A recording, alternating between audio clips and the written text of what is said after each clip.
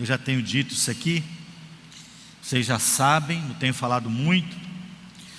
A Bíblia realmente ela fala que nós, os que confessamos Jesus como Senhor e Salvador da nossa vida, nós temos a vida eterna. Então nós que confessamos o Senhor com a nossa boca, nós temos a vida eterna. Quantos creem nisso? Quantos creem que tem a vida eterna? Alguns não creem. Existem pessoas que elas não creem que elas têm a vida eterna. Talvez aqui tenha alguém ainda que pense assim, né? João, o discípulo amado, aquele que o mestre trouxe a revelação do Apocalipse. João, na ilha de Patmos, Deus ele permitiu que João visse o fim, como seria o fim, que ele visse a nova Jerusalém, a cidade onde nós iremos morar, né? E foi uma visão assim tremenda, uma visão maravilhosa. E João ele pôde registrar isso. Ele deixou escrito na palavra de Deus aquilo que nós precisávamos entender, né? Então eu gostaria que vocês abrissem a palavra de Deus em 1 João capítulo 5. 1 João 5. Nós estaremos meditando do verso 13 em diante. 1 João capítulo 5, do verso 13 em diante. A palavra do Senhor diz assim: escrevi-lhes estas coisas a vocês que creem no nome do Filho de Deus, para que vocês saibam que têm a vida eterna. Irmãos, João está afirmando, ele não está conjecturando, ele está afirmando: eu quero que vocês saibam que vocês têm a vida eterna. Aqueles que creem em Jesus Cristo, o Filho de Deus. Ele registrou isso para que nós nos lembrássemos sempre, e jamais, que nós jamais possamos esquecer que nós temos a vida eterna.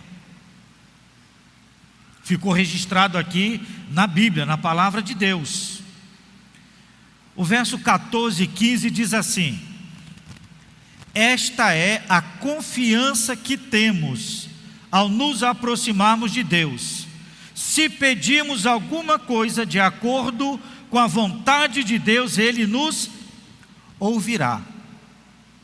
E se sabemos que Ele nos ouve em tudo o que pedimos, sabemos que temos o que dele pedimos, ou seja, nós vamos receber aquilo que Ele diz que vai nos dar. Então assim, irmãos, nós precisamos crer que nós somos salvos e que já temos a vida eterna. Nós já estamos vivendo a vida eterna aqui.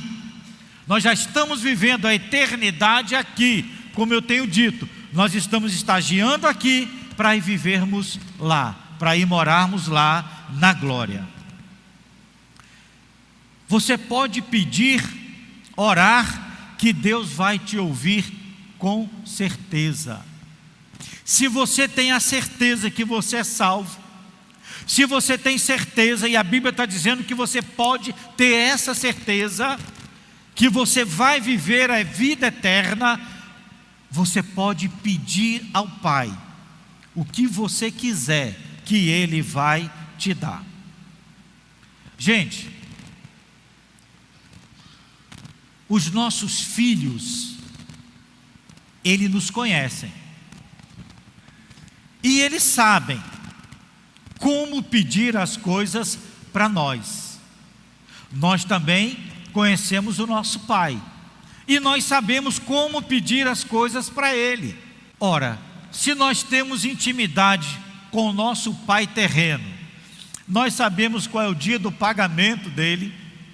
Então, se eu quero pedir alguma coisa, eu não vou pedir antes do pagamento, eu vou pedir quando ele receber, ele vai me dar. Ora, se eu pedir no meio do mês, o real já acabou, não tem. Então eu preciso eu saber como pedir as coisas para Deus. Eu sou filho dele, eu preciso ter esse relacionamento, ter essa intimidade com Ele, para eu saber o que pedir, em que momento pedir. E eu preciso pedir algo que eu sei que Ele não vai me negar. Como filhos, na nossa família, é assim que nós agimos. Se é para tomar um sorvete, eu vou pedir quando ele estiver zangado comigo? Não, eu vou pedir quando tiver tudo de boa. Pai, rapaz, paga um sorvete ali, né? Vamos lá, um churrasco. Pai, vamos jantar fora, vamos almoçar fora. Mas eu vou pedir quando ele estiver tranquilo, e quando ele tiver recebido o salário dele. Para o nosso Deus, eu preciso também saber qual é a hora de pedir, e como eu vou pedir, e o que eu vou pedir. Eu preciso falar com Ele, pedir as coisas para Ele, confiando que Ele vai me dar. Mas eu preciso pedir na hora certa, de acordo com a vontade dEle. Se eu pedir para Deus as coisas de acordo com a vontade dEle, irmãos, tenha certeza, Ele não vai te negar. João 15, verso 7. João 15, verso 7. Abra aí a sua Bíblia. Evangelho de João, capítulo 15, verso de número 7. Preste bem atenção nesse texto. Vai falar de intimidade com o Pai, irmãos. Vai falar de comunhão, de relacionamento com Deus. Ele diz assim: se vocês permanecerem em mim, e as minhas palavras permanecerem em vocês, pedirão o que quiserem, e lhes será concedido. Então eu preciso estar em comunhão com Deus, eu preciso estar ligado nele, as palavras dele precisam estar em mim, eu preciso saber como me aproximar dele para pedir o que eu quero. Se eu sei disso, eu vou pedir, ele vai me ouvir, e ele vai me dar. Se for da vontade dele, ele vai dar. Se for no momento de dar, ele vai dar. Se não for no momento, ele não vai dar. E quando ele não dá, como é que eu fico? Faço beiço, choro, faço pirraça. O Pai, o nosso Pai terreno, Ele sabe a hora de nos dar aquilo que nós pedimos. Eu vou pedir um sorvete, mas eu estou resfriado, Ele vai me dar o sorvete? Eu estou com pneumonia, Ele vai me dar o sorvete? Eu estou com febre, Ele vai me dar o sorvete? Não, porque não é hora. Às vezes nós pedimos as coisas para Deus, não recebemos, porque não é hora de receber. Mas na hora certa, Ele vai dar. Se eu tenho comunhão com o Pai, se o meu relacionamento com Deus está dando liga, né? Está tendo liga, eu vou pedir de acordo com a vontade dEle. Eu sei qual é a vontade dEle, eu vou pedir e Ele vai me dar. E se Ele não der, eu entendo, não é da vontade dEle agora. Por quê? Eu estou pedindo de acordo com a vontade dEle, está dentro do propósito dEle, eu o conheço, mas se Ele não está dando, não está na hora, eu vou esperar mais um pouco. Na hora certa, Ele vai dar. Por quê? Porque Ele é um Pai que me ama. Ele é um Pai que gosta de mim, né? O verso 15, olha o verso 16 e o verso 17 vai falar de um negócio estranho. Diz assim o verso 16: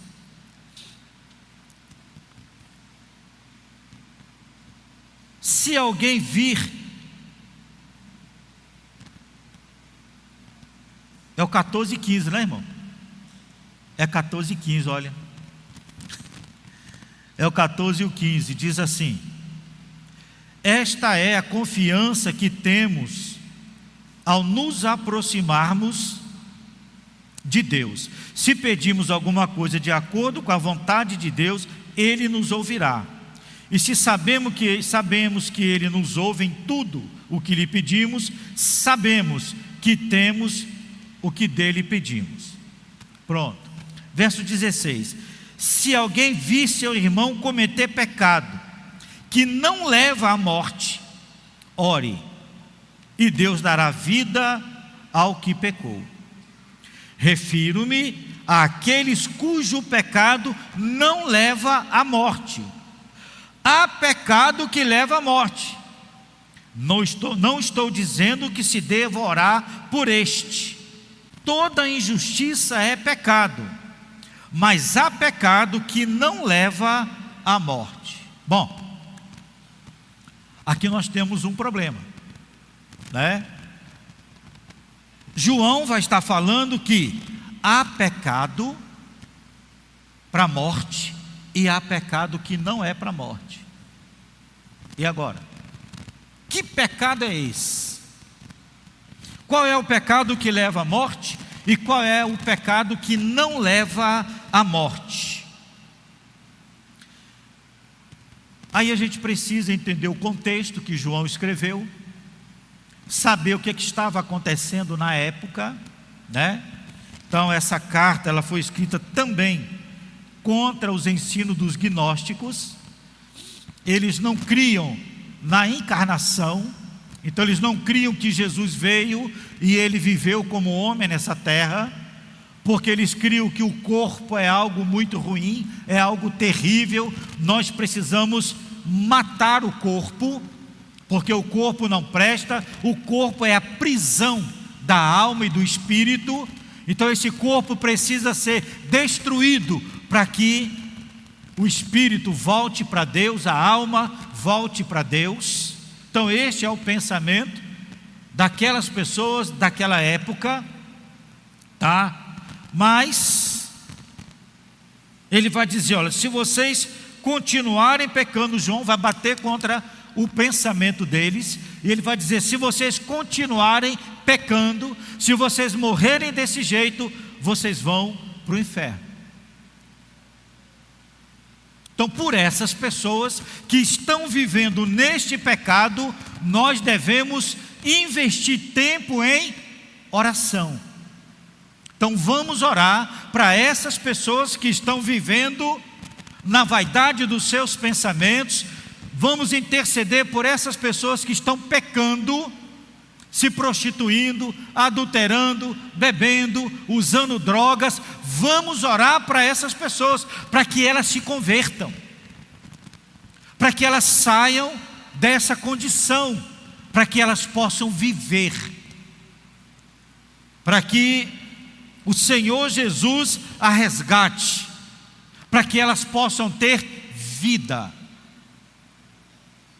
Então, por essas pessoas nós devemos orar.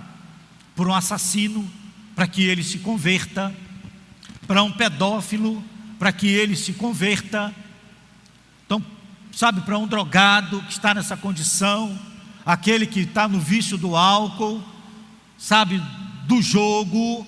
A essas pessoas eu tenho que orar para que elas se convertam, para que elas sejam salvas. E é por isso que nós precisamos interceder, para que elas se arrependam, para que elas confessem Jesus, para que elas possam ser salvas. Este é o dever da igreja, e é isso que nós estamos fazendo como igreja. Nós estamos aprendendo, orando por essas pessoas, intercedendo por essas pessoas. Aqui e acolá uma se arrepende, aqui e acolá uma confessa Jesus como Senhor da sua vida e abandona essa vida promíscua, abandona essa vida de vícios. E isso esta igreja está fazendo. Porém ele diz aqui que tem pecado que é para a morte. Por esses, não perca tempo orando. Por esses você não deve orar. Então, nós investimos tempo intercedendo por essas pessoas que eu acabei de falar, mas tem um pecado que você não deve orar, porque é gastar tempo. Precisamos investir tempo na oração, mas por esse tipo de pecado é perder tempo. Não vale a pena orar. Que pecado é esse, pastor? Que pecado é este? Vamos dar uma olhada? Abra a sua Bíblia em Mateus, capítulo 12. Não desmarque João, nós vamos voltar para cá, 1 João. Mas Mateus, capítulo 12, e aí a maioria dos estudiosos concordam com esse texto, com essa explicação. Mateus 12, o verso de número 32. A palavra do Senhor diz assim: todo aquele que disser uma palavra contra o Filho do Homem será perdoado, mas quem falar contra o Espírito Santo não será perdoado, nem nesta era, nem na que há de vir. Então aquele que falar contra Jesus Cristo será perdoado. Aquele que blasfemar contra o Espírito Santo de Deus não será perdoado, nem neste mundo e nem no mundo que virá. Nem nesta era e nem a era que está por vir. Então aqui Jesus vai estar falando há cerca de 2000 anos atrás. Aquele que falar contra mim, o Filho do Homem, será perdoado. Mas aquele que blasfemar contra o Espírito Santo, esse não terá perdão, nem nesta época e nem nas épocas vindouras. Tá? Pastor, o que é blasfemar contra o Espírito Santo?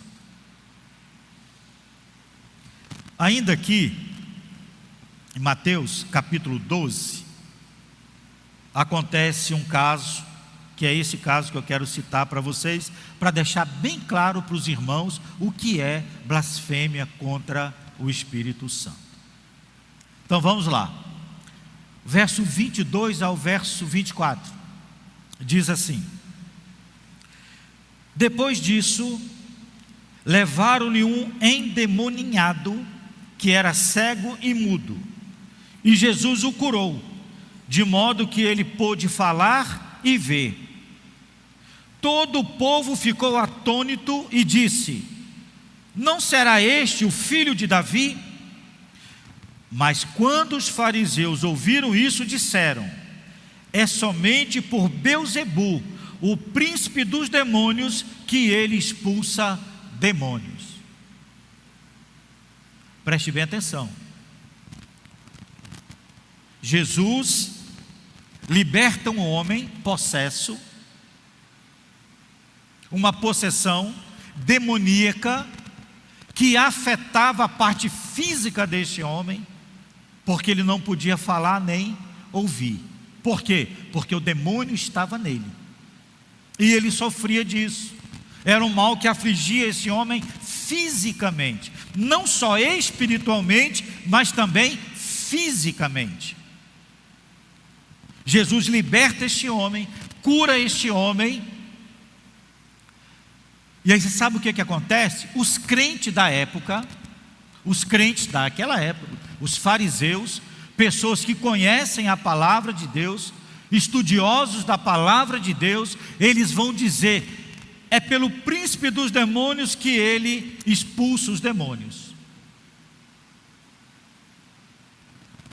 É pela ação direta do Espírito Santo de Deus que Jesus fazia isso. Mas os crentes vão dizer: é pelo príncipe dos demônios, é por Belzebu que ele expulsa demônios. O texto discorre, verso 28, diz, depois vocês podem estudar esse texto adiante, pode ler esse texto. Verso 28 diz assim: Jesus respondendo: mas se é pelo Espírito de Deus que eu expulso demônios, então chegou a vocês o reino de Deus. O verso de número 30: aquele que não está comigo está contra mim, aquele que comigo não ajunta, espalha. O verso 27 vai falar um negócio interessante, preste bem atenção. Se eu expulso demônios por Belzebu, por quem os expulsam os filhos de vocês?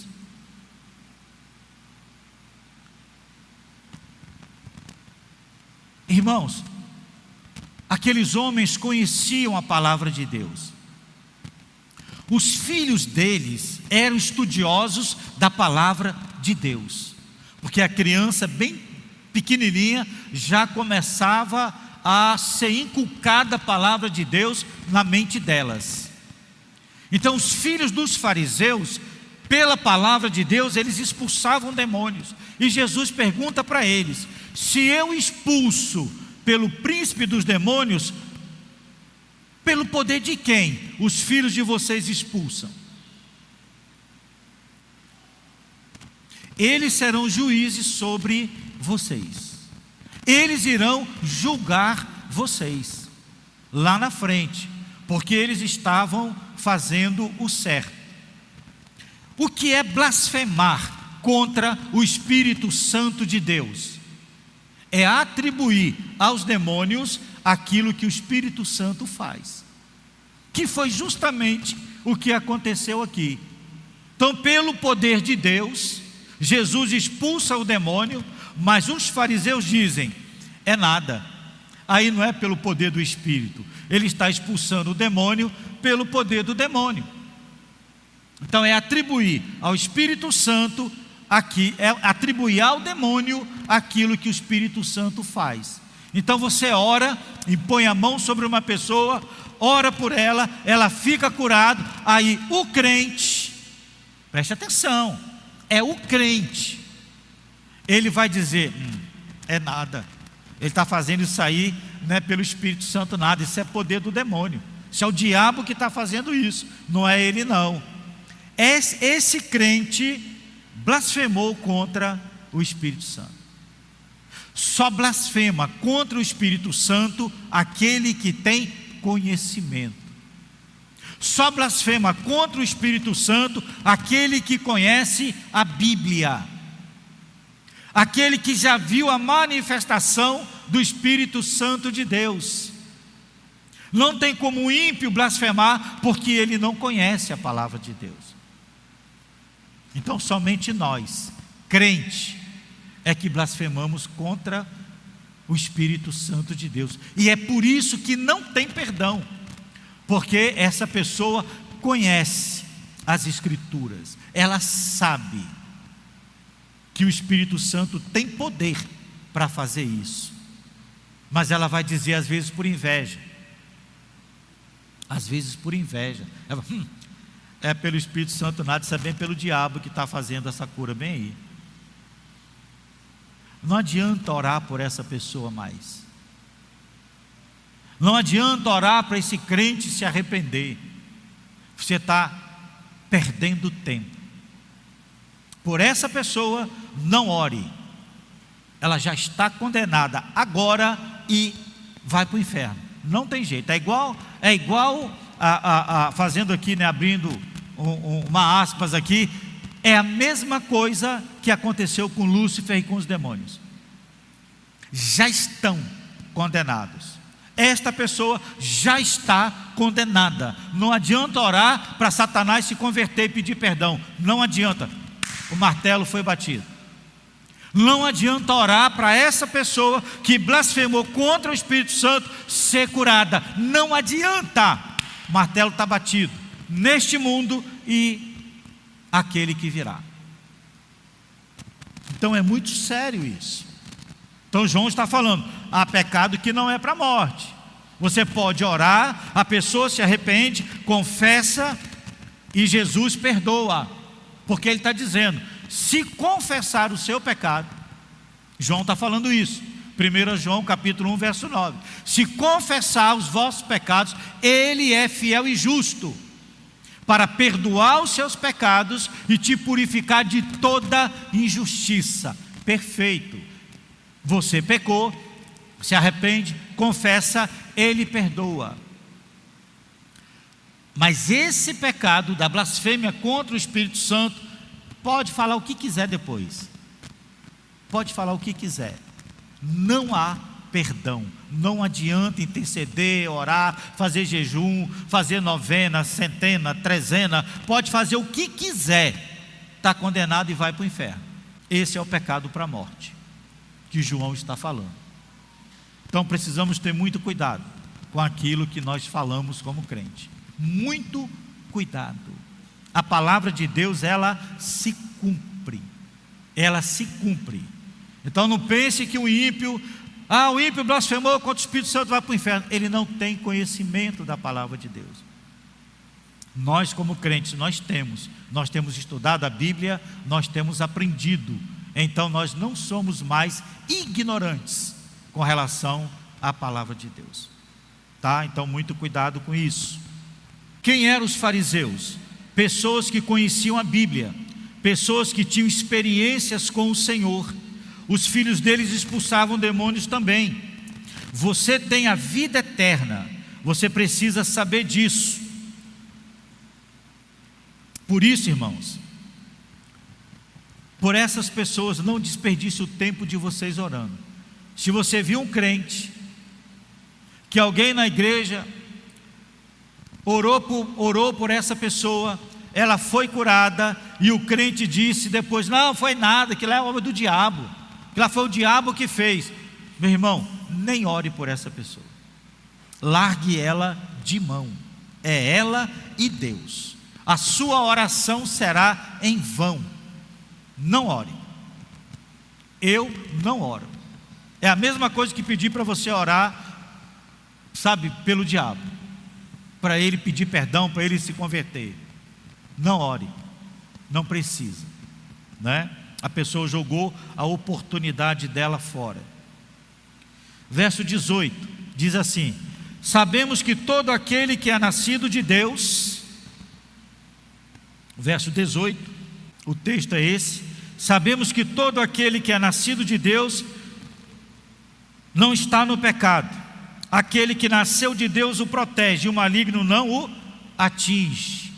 Na outra versão vai dizer que sabemos que todo aquele que é nascido de Deus não vive pecando. Antes, aquele que nasceu de Deus o guarda, e o diabo não lhe toca. Tá? Então, aquele que nasceu de Deus, mas não é aquele que diz, Jesus, olha, eu confesso o Senhor como meu Senhor e Salvador. Não é essa pessoa. Porque como eu tenho dito aqui, se você ensinar para o papagaio, ele vai confessar Jesus como Senhor da vida dele. E ele vai dizer: eu confesso Jesus como Senhor da minha vida. Não basta falar, eu tenho que crer. E crer vai falar de me envolver com Jesus. Esse crer vai falar de viver a palavra de Deus, de praticar a palavra de Deus. Não é apenas falar. Não, pastor, olha, o fulano, ele confessou Jesus, ele está salvo, ele está pecando, mas quando ele morrer, ele vai para a glória. A Bíblia diz, Jesus fala aqui: pelo fruto conhecereis a árvore. Então, se a pessoa vem aqui, é apresentado na igreja como uma pessoa que confessou Jesus com a boca dela, mas ela não abandonou as práticas erradas dela, essa pessoa está salva? Não está. Não está. Mas pastor, olha, quer dizer então que eu confessei Jesus, mas eu pequei aqui, eu não estou salvo? Não, você está no processo de salvação. Mas aquele que vive na prática do pecado, essa pessoa não se converteu. Ela falou da boca para fora. E Jesus diz o quê? Para o povo lá de Israel que era rebelde: esse povo me honra com os seus lábios, mas o seu coração está distante de mim.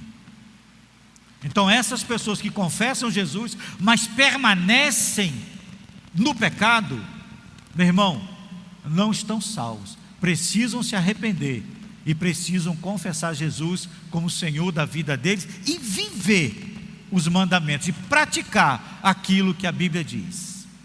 Senão não está salvo. Não está salvo. Por essas pessoas nós precisamos orar ainda, e orar muito. Não é pouco, é orar muito para que elas sejam salvas. Não tem como, sabe, você ser salvo e permanecer pecando, viver na prática do pecado. Então ele diz aqui: sabemos que todo aquele que é nascido de Deus não vive pecando. Ou seja, ele pode escorregar, ele pode até cair, mas ele levanta, confessa o pecado dele e ele continua caminhando, e ele abandona este pecado. Agora, a pessoa que vive na prática, está na igreja e vive na prática do pecado, eu quero dizer para você, não está salvo, e se morrer assim vai para o inferno. Não tem jeito.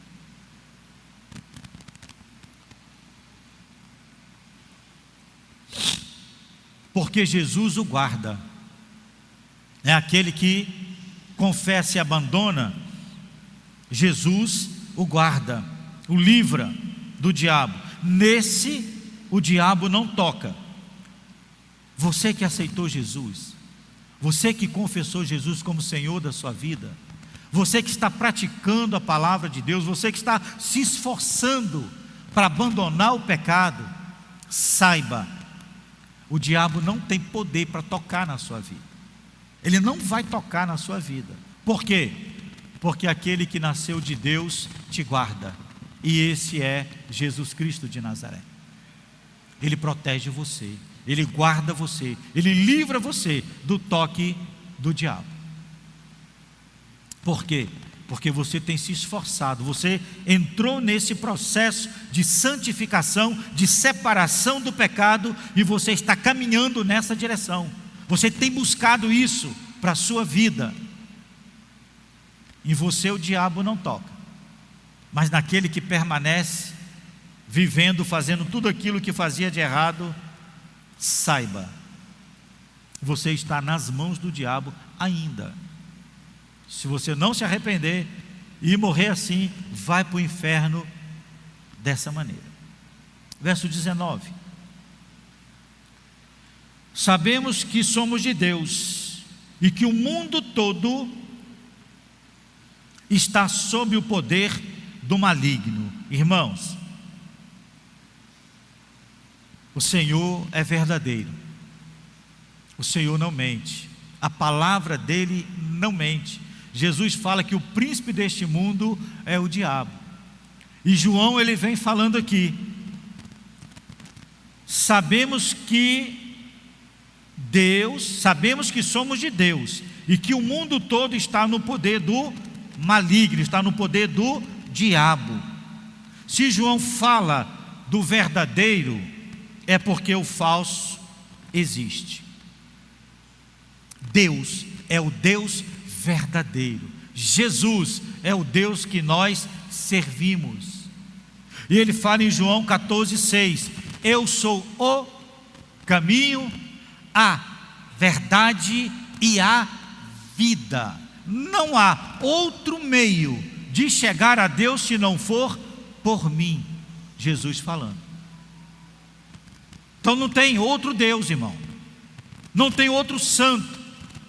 Não tem outra religião que possa levar o homem até Deus, que possa ser o mediador, o intercessor entre Deus e o homem. Só existe um: Jesus. 2 Timóteo também, aliás, 1 Timóteo 2,5, ele vai dizer que só há um mediador entre Deus e os homens, Jesus Cristo. Então só tem um mediador. 1 Timóteo 2,5 vai estar falando disso. Esse é o Deus verdadeiro que nós servimos. E os outros são ídolos. Então você que tem a vida eterna, você precisa ter essa convicção, saber que não há outro Deus, não há outra religião, tá? Não interessa a religião, o que interessa é Jesus Cristo como mediador, Jesus Cristo como intercessor. Jesus Cristo é o único que nos leva até Deus. Não tem outro. Os outros são deuses falsos, tá? Então nós precisamos ter convicção disso. Para quê? Para não ser enganado pelos deuses estranhos que existem no mundo. São muitos deuses, irmãos, que as pessoas servem nesse mundo. São muitos ídolos que as pessoas adoram nesse mundo. E eu quero dizer para vocês, o diabo, ele é expert na arte do engano, na arte da mentira. E ele tem conseguido enganar homens bobos, pessoas que não têm conhecimento. Ele tem enganado essas pessoas e tem feito essas pessoas crerem que tem um outro caminho, tem um desvio, tem um atalho que leva a Deus. Não tem, não tem. É só Jesus. Verso 21. Filhinhos, 20 ainda? Eita. Sabemos também que o Filho de Deus veio e nos deu entendimento, para que conheçam aquele que é o verdadeiro. E nós estamos naquele que é o verdadeiro, em seu Filho Jesus Cristo. Este é o verdadeiro Deus e a vida eterna. Só existe um, irmãos, é Jesus Cristo. Não existe outro. E a vida eterna tem aquele que confia nele. E ele vai dizer: filhinhos, guardem-se dos ídolos. Guardem dos ídolos. Sabe, se afastem dos ídolos. E eu quero dizer para você nessa noite também, para você que tem a vida eterna, cuidado com os ídolos. Pastor, mas eu sou crente, pastor. Eu não creio em ídolo, não. Cuidado com os ídolos que você tem levantado no seu coração. Às vezes o ídolo é o seu dinheiro. Às vezes o ídolo é o seu cônjuge. Às vezes o ídolo é o seu trabalho. Às vezes o seu ídolo é o celular. A pessoa idolatra o celular. O que é que nós fazemos com o ídolo? Nós adoramos, nós servimos, nós nos dedicamos ao ídolo, nós dedicamos tempo a este ídolo? Quanto tempo você tem dedicado a Jesus nas suas 24 horas? Quanto tempo você tem dedicado ao celular nas 24 horas? A quem você tem adorado mais? A quem você tem dedicado mais tempo? A Deus? No seu devocional? Ou no celular? Nos jogos? Nas conversas? Um exemplo de ídolo, aquele que você se dedica mais. Quem tem ouvidos para ouvir, ouça o que o Espírito falou à igreja nessa noite. Amém?